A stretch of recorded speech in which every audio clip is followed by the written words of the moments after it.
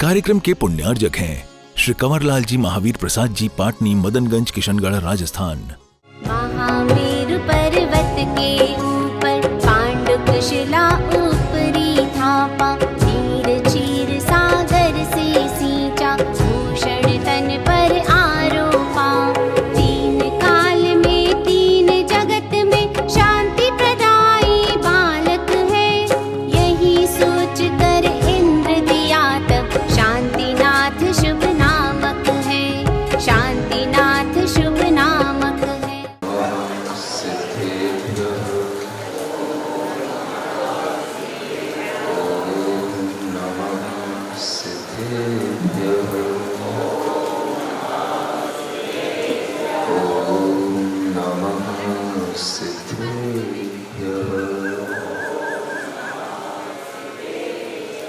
श्री शांतिनाथ पद पंकज चंचलीका, देवानरा समभवन गणनायकेता। तेषु मतिशक्तिहीन तोऽपि भक्त्या प्रदर्शमुपयामि च तत्प्रभावम्। पाप करना बड़ी बात नहीं है, क्योंकि संसार में रहते हुए पाप भाव बने रहते हैं, पाप हो जाते हैं। लेकिन पाप का प्रायश्चित कर लेना ये बहुत बड़ी बात होती है। उस जीव ने जो पाप किया उसके लिए उसके अंदर प्रायश्चित का भाव आता है, आत्मग्लानि से वो भर जाता है और वह स्त्री को भी छोड़ देता है, अपने घर परिवार को भी त्याग देता है और विचार करता है कि हमने अपने जीवन में जितना भी स्त्री के निमित्त से पाप किया है, उस पाप का अब हम प्रक्षालन करने के लिए स्त्री और पूरे राज्य भार का मैं त्याग करता हूं। और वह त्याग करके वह एक मुनि महाराज बन जाता है। सुन रहे हो? ऐसे पापी जीव भी मुनिराज बनकर के अपने पाप का पश्चाताप करते हुए अपने पाप का अभाव करते हैं, पाप कर्म का नाश करते हैं और नाश करते करते वह धर्म ध्यान से भर जाते हैं, शुक्ल ध्यान की भावना करने लग जाते हैं। जो व्यक्ति अपने जीवन में इस तरह का पश्चाताप कर लेता है, उसके लिए उस पाप का प्रायश्चित सहज होता है। अगर हमारे मन के अंदर ऐसा संवेग भाव भर जाए कि हमने जो गलतियां की हैं, ये गलतियां मेरी इसी जन्म में समाप्त हो जाएं, तो अगर आपने कभी कोई ऐसे भाव किए, ऐसे कृत्य किए, तो उसका आपके लिए अपने अंदर एक आत्मग्लानि का भाव होना चाहिए, आत्मनिंदा का भाव होना चाहिए। और जो निंदा आत्मग्लानि का भाव होता है, इसी से आपके अंदर धर्म का भाव, संवेग का भाव बढ़ता है। धर्म क्यों नहीं प्राप्त होता? हम पाप करने के बाद भी उस पाप का किसी भी तरह से प्रायश्चित लेना तो दूर, हम उस पाप की वृद्धि में और लगे हुए अपने आप को और उस पाप के माध्यम से बढ़ाते चले जाते हैं। जब व्यक्ति के अंदर इस तरह से पाप बढ़ते चले जाते हैं, तब वह व्यक्ति नरकगामी हो जाता है। और जब वह पाप का प्रायश्चित कर लेता है, संवेग भावों से भर जाता है, तो वह ऊर्ध्वगामी हो जाता है। एक व्यक्ति जो पहले दुराचारी है, पर स्त्री का सेवन करने वाला है, पर स्त्री की ओर अपनी दृष्टि रख करके उसे मोहित करने वाला है और तरह तरह से अपने जीवन में अनेक प्रकार से उसने स्त्रियों के प्रति ऐसा भाव किया है, लेकिन उस जीव के अंदर भी अंततः यह भाव आ जाता है कि संसार क्षणिक है, स्त्री इस मोह का कारण है और इस स्त्री के इस शरीर के लिए हमने इतने इतने पाप कर लिए, जबकि इस स्त्री के शरीर में ऐसा कुछ नहीं है जो हमारे लिए कुछ सारभूत हो। ऐसा विचार वो जब तत्वतः करता है, तो उसके मन के अंदर अपने आप आत्मग्लानि होने लग जाती है और जिस स्त्री से मोह उत्पन्न होता है, उसी स्त्री से उसे मोह का अभाव हो जाता है। होता है कि नहीं होता है? कितने बड़े बड़े राजा होते हैं, कितनी हजारों स्त्रियां होती हैं, कितनी एक से एक सुंदर कन्याएं होती हैं, और उन सब कन्याओं के साथ रहते हुए विवाह करने के उपरांत भी उन सबका मोह एक साथ छोड़ देना, एक साथ त्याग कर देना, सोचो कितनी बड़े साहस का काम है। इसे कहते हैं क्षत्रिय धर्म। यह क्षत्रियता का भाव उन्हीं में आता है जो इस तरह के धर्म भाव के साथ आगे बढ़ते हुए अपने अंदर संवेग भाव को बढ़ाते हैं। और इस तरह के लोग जिस तरह से बुरे कर्म करते हैं, वैसे ये अच्छे कर्मों में भी सबसे अव्वल होते हैं। इसलिए कहा जाता है कि जैन धर्म किसका? जो माने उसका। चोर हो, व्यभिचारी हो, परस्त्री लंपटी हो, व्यसनी हो, कोई भी हो, अगर वह जैन धर्म को स्वीकार कर लेता है तो जैन धर्म उसकी आत्मा को पवित्र बना देता है और उसकी आत्मा के अंदर भी केवल ज्ञान उत्पन्न हो सकता है। ये जैन धर्म की सबसे बड़ी विशेषता है। आप जिस समय अपने कृत्य को, दुष्भाव को उस छोड़ोगे, उसी समय से आपके जीवन का उद्धार शुरू हो जाएगा।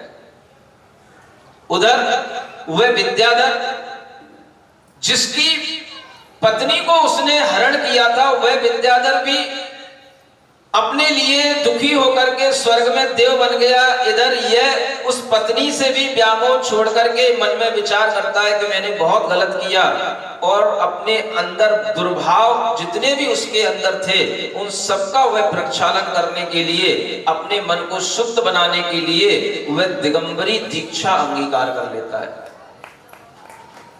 दीक्षा ले ली तो अब क्या करना? सिवाय आत्मा के ज्ञान, आत्मा के ध्यान के अलावा और कोई दूसरा काम होता नहीं है। हमेशा शरीर से विरक्त होने की भावना, आत्मा को उज्जवल बनाने की भावना और आत्मा के अंदर लगे हुए उन कर्म कलंकों को धोने की भावना, इसी की भावना के साथ में पूरा जीवन वह वैराग्य के साथ निकालता है, ध्यान और ज्ञान के साथ निकालता है। और ऐसा जीव भी धर्म ध्यान करते करते शुक्ल ध्यान को प्राप्त हो जाता है, और शुक्ल ध्यान करते करते उस विद्याधर को भी केवल ज्ञान की प्राप्ति हो जाती है। और जिसे केवल ज्ञान प्राप्त हो गया तो वह मोक्ष को प्राप्त हो जाता है। और ये सारा का सारा दृश्य उन सबके सामने है जो वहां बैठे हैं। वज्रायुध बता रहे हैं कि पिछले भव में वह विद्याधर जो इस स्त्री का हरण किया था, वो तो केवल ज्ञान को प्राप्त हो गया, लेकिन ये दोनों, एक देव बन गया, ये स्त्री भी बाद में आर्यका बनी, ये फिर देवी बन गई, और फिर से ये विद्याधर के पुत्र और पुत्रियां बने। और अपने पूर्व जन्म के अनुराग के कारण से ही ये विद्याधर इस पर मोहित होकर के इसके कार्य में विघ्न डालने के लिए आया। ये वज्रायुध उनके लिए वहां बैठे बैठे अपने अवधि ज्ञान से बता रहे हैं।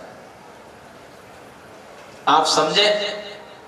जिन्हें इतना केवल ज्ञान के और केवल ज्ञानी जीवों के बारे में मालूम है, उन्हें संसार में कितना रचना पचना होगा, उन्हें कितना संसार में मन लगेगा।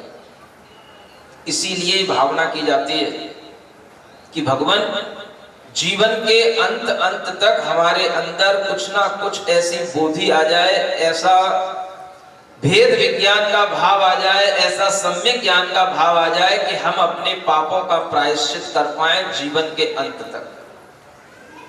और वह पापों का प्रायश्चित करने के लिए इस तरह की प्रार्थना की जाती है, भावना की जाती है। वो भावना आपने कभी सुनी होगी, सुना दूं? क्या भावना है? मेरे भगवन मुझे एक बार तू आगाह कर देना, मेरे भगवन मुझे एक बार तू आगाह कर देना, जब भी हो शाम जीवन की मुझे इत्तलाह देना, जभी हो मुझे इत्लाह, मुझे मौका बस एक देना कि मैं अफसोस कर पाऊं, मुझे कि मैं अफसोस। हुई जो गलतियां मुझसे उन्हें मैं तुमसे कह पाऊं, हुई जो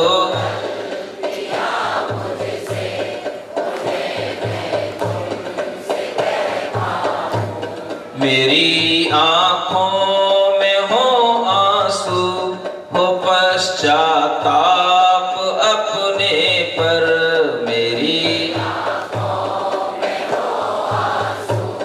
हो पश्चाताप अपने पर, मैं अपनी मान लूं गलती, चला सदराह पर देना, मैं अपनी मान लूं गलती, चला सदराह पर, जभी हो शाम जीवन की मुझे इत्लाह कर देना, जभी हो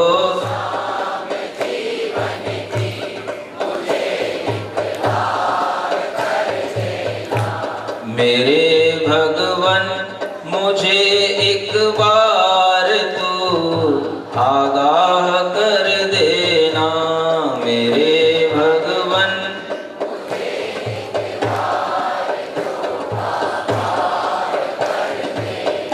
ये भावना हर एक व्यक्ति की होनी चाहिए। और जब इस तरह की भावना सामने आती है तब जो ये समझते हैं कि पाप होना बड़ी बात नहीं है, पाप तो दुनिया में हर कोई करता है, लेकिन उस पाप का प्रायश्चित कर लेना ये बड़ी बात है। वह वज्रायुध राजा अब उस विद्याधर से कहते हैं कि बताओ अब हम इसको क्या दंड दें, क्या न्याय करें इसके साथ। जितना भी हमें राग द्वेष मोह भाव जीवों के अंदर दिखाई देता है वह सब पूर्व जन्म के संस्कारों के कारण से होता है और पूर्व जन्म के संबंधों के कारण से होता है। अगर किसी का किसी से द्वेष है तो वह भी पूर्व जन्म से चला आ रहा होता है। किसी का किसी के साथ में राग बनता है, मोह बनता है, तो वो भी पूर्व जन्म के कारण से चला आ रहा होता है। हम किसको पापी कहें, हम किसके लिए कहें कि इसने अन्याय किया है? अरे ये इसके पूर्व जन्म के राग के परिणाम के कारण से ऐसा हुआ है, इसलिए हमें इसके लिए कोई दंड नहीं देना चाहिए। हमें समझना चाहिए कि इनके अंदर के इस राग भाव के कारण से ये दोनों एक दूसरे से इस रूप में सामने आए। ये भीतर का वह राग भाव उसका द्वेष भाव के रूप में भी रहता है। जहां राग रहता है वहां हल्का द्वेष भी पलता रहता है। और जब उस स्त्री का हरण हो जाता है तो जिससे राग रहता है तो उसी के कारण से उसके लिए द्वेष भी आ जाता है कि ये मुझे छोड़ करके चली गई, बता के नहीं गई, कहां गई, क्यों चली गई। इस तरह के अनेक द्वेष के भी भाव उसके अंदर आए और उसी राग द्वेष का यह परिणाम है कि आज उस स्त्री को देख करके द्वेष के कारण से ये उससे विघ्न करने पैदा हुआ, लेकिन अब राग के कारण से यह उसे अपनाना चाहता है। इस तरह के राग द्वेष की जो परिणतियां हैं इसी का नाम संसार है। कोई भी जीव पाप करता है, किसी भी तरह के अपराध करता है, तो जैन आचार्य कहते हैं कि उसके उस अपराध से उसे मुक्त कराने की बात सोचो। ये मत सोचो कि यह जीव अपराधी ही है या पापी ही है या हमेशा ये पापी ही रहेगा या हमेशा अपराधी ही रहेगा। इस तरह की उदार दृष्टि, उसके हित की दृष्टि उसी के अंदर आती है जिसे पाप से घृणा होती है, पापी से नहीं। पाप से घृणा करो, पापी से नहीं। ये इसीलिए कहा जाता है क्योंकि पापी जीव अपने पाप भावों के कारण से कभी पाप कर लेता है, लेकिन अगर वो प्रायश्चित कर लेता है तो क्षण भर में उभर भी जाता है और उसके अंदर केवल ज्ञान भी प्राप्त हो जाता है, जो इस दृष्टांत से हमारे सामने उपस्थित है कि इतना बड़ा आत्मनिंदा करके उसने अपने अंदर केवल ज्ञान प्राप्त किया और अपने आप को धर्म भावों से भर करके अपने पाप का, कर्म का प्रक्षालन कर लिया। ये सब चीजें हमारे सामने जो आ रही हैं ये बता रही हैं कि कोई भी जीव किसी भी जीव के साथ में अगर कुछ भी गलत व्यवहार कर रहा है, कुछ कर रहा है, तो समझना ये उसके अपने पूर्व जन्म के कर्मों के फल से ऐसा संयोग उसके साथ में बन रहा है।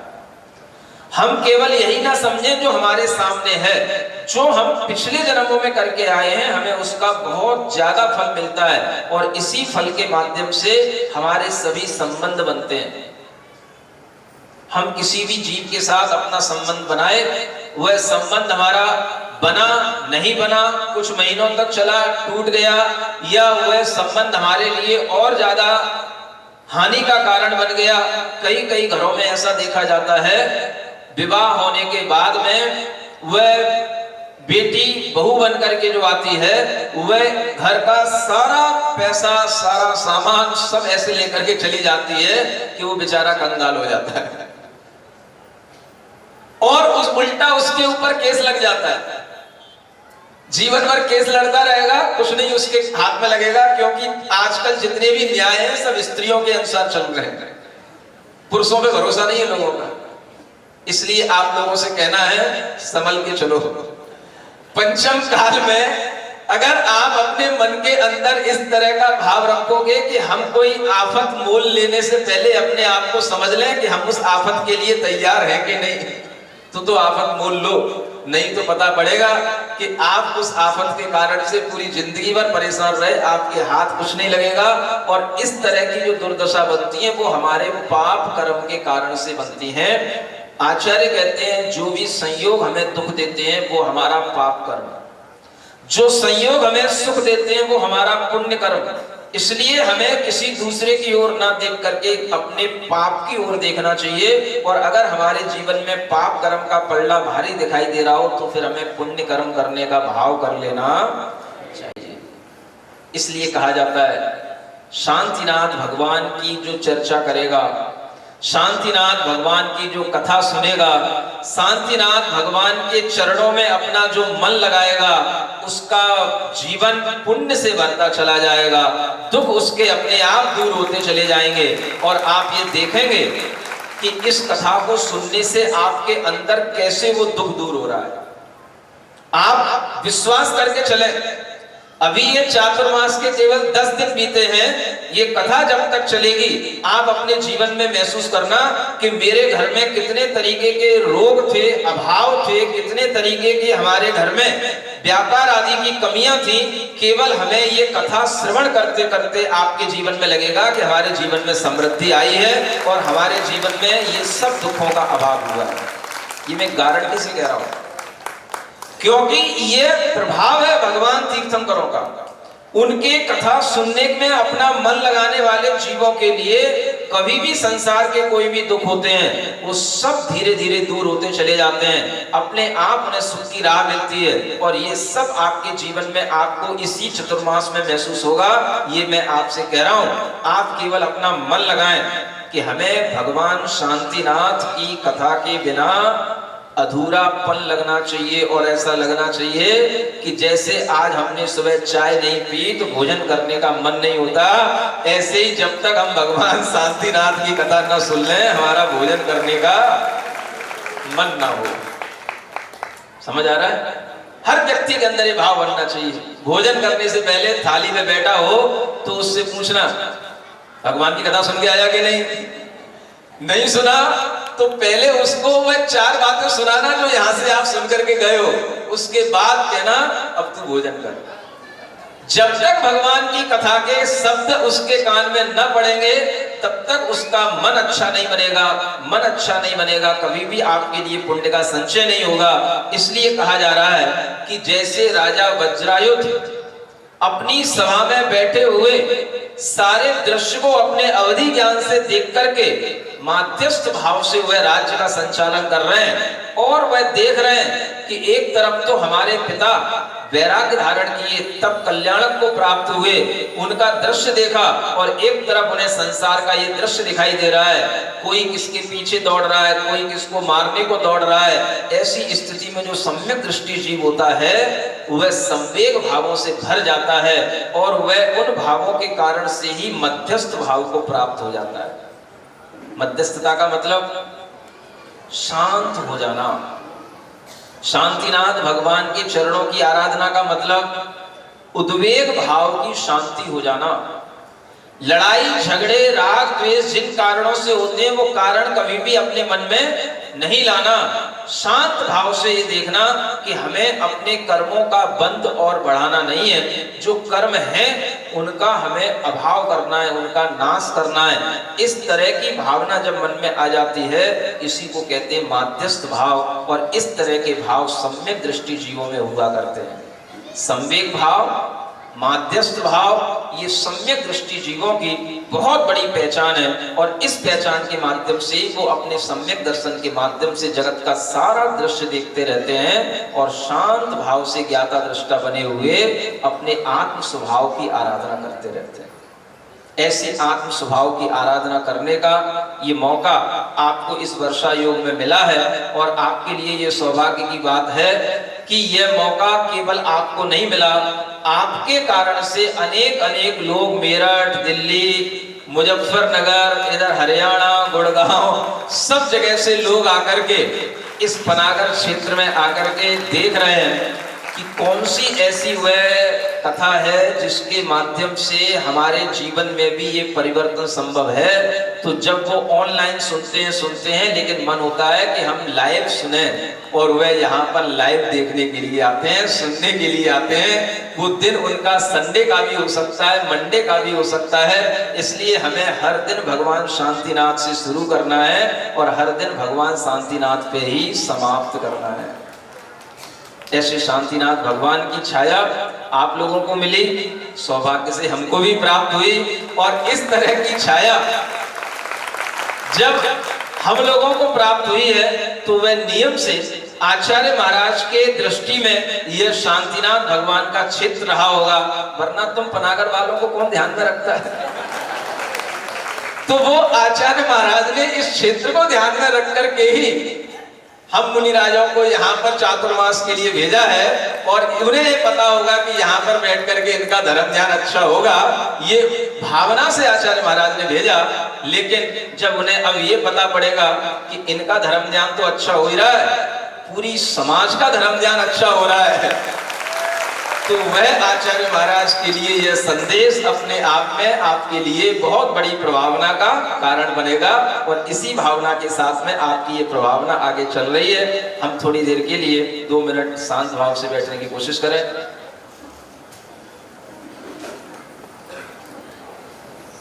गर्दन सीधी, आंखें बंद।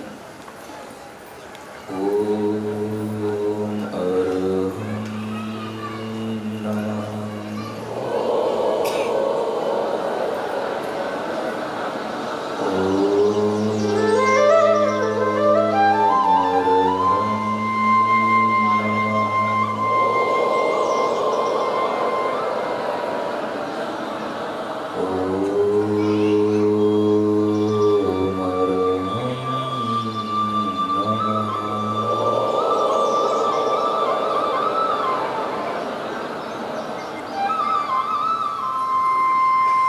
शरीर में फैली हुई चेतना को महसूस करें।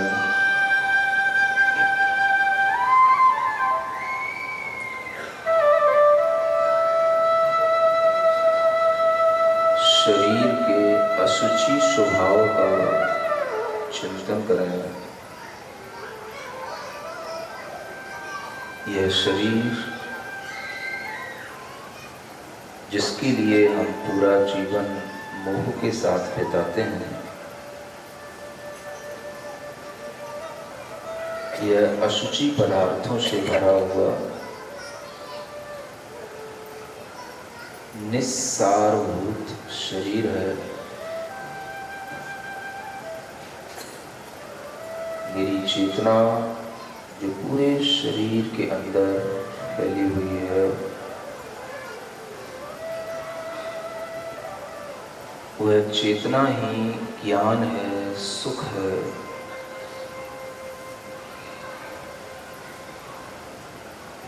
सारी शक्तियां जो शरीर के अंदर दिखाई देती हैं, वह इस चेतना से ही निकली हैं।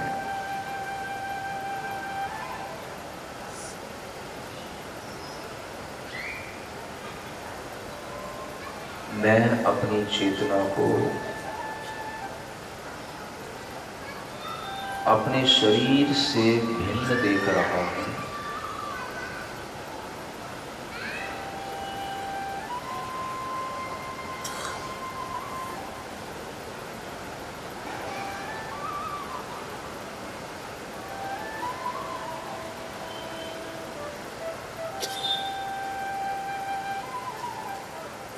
यह शरीर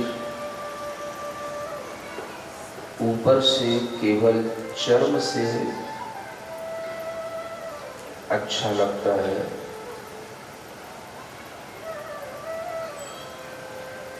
चर्म की चमक ही केवल मन को मोहित करती है। वस्तुतः इस शरीर से मोह उत्पन्न करने वाला मेरा अज्ञान भाव है।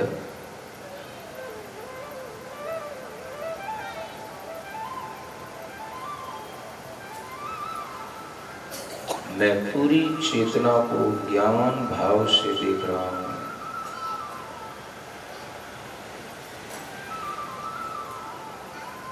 शरीर से मोह छोड़कर मैं अपनी चेतना में स्थित होता हूं।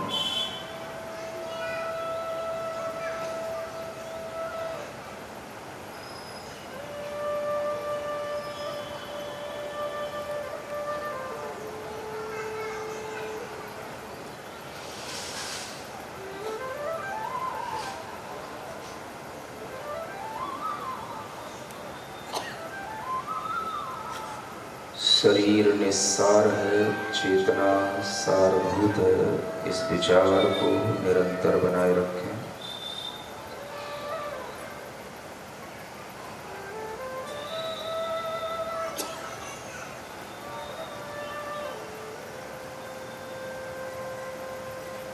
दिव्य चाम चादर मणि,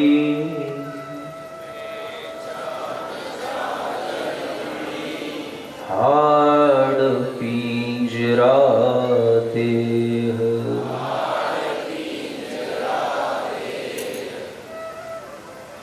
यह देह हड्डियों का एक पिंजड़ा है, जिसके ऊपर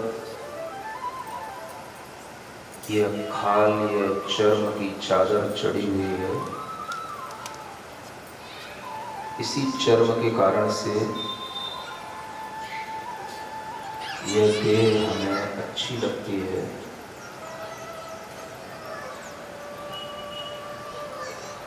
यह इसकी वास्तविकता है।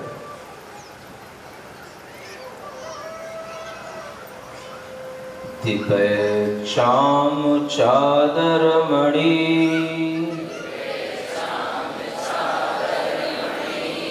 हाड़ पिंजरा देह। भीतर या सम जगत में और नहीं घिन गेह।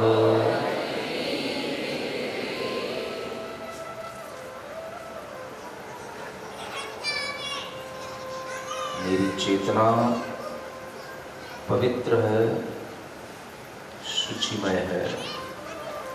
शरीर अपवित्र है, अशुचिमय है।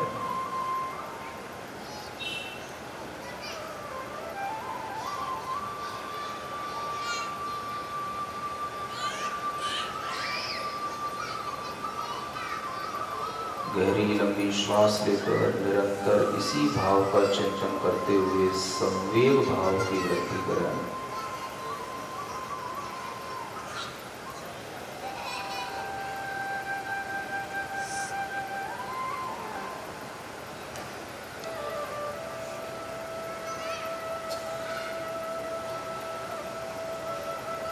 चैतन्य स्वरूपोऽहम्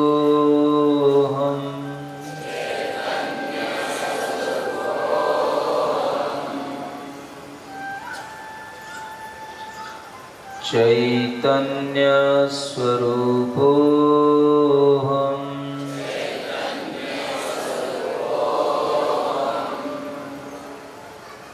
सोऽहम् अरहम् अरहम् अरहम्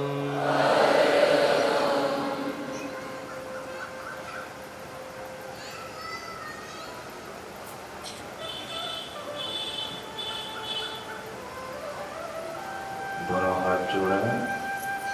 ओम अरहं नमः। ओम अरहं नमः। ओम अरहं नमः। ओम अरहं नमः। ओम अरहं नमः। ओम अरहं नमः। ओम अरहं नमः। ओम अरहं नमः।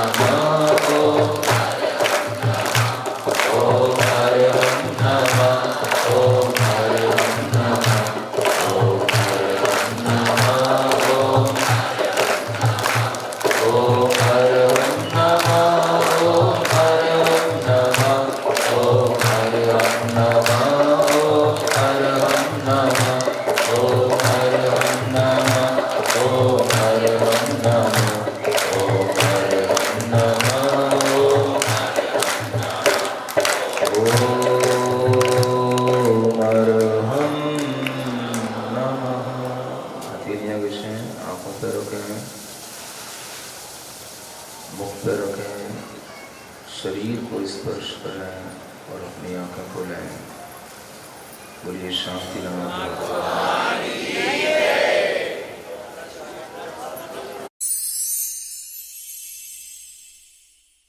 सिरिजिणवाणी जग कल्याणी जग जन मदतम मोहरी जनमण हारी गढ़हर हारी जम जरा भव रोग हरि तिथ्य राणम दिव्य झुणिम जो पड़ई सुणई मय्ये धारई राणम सौख मणंतम धैर्य सासद मोक्ष पदम पावई सासद मोक्ष पदम पावई। इस कार्यक्रम के पुण्यार्जक थे श्री कंवरलाल जी महावीर प्रसाद जी, पाटनी, मदनगंज, किशनगढ़, राजस्थान।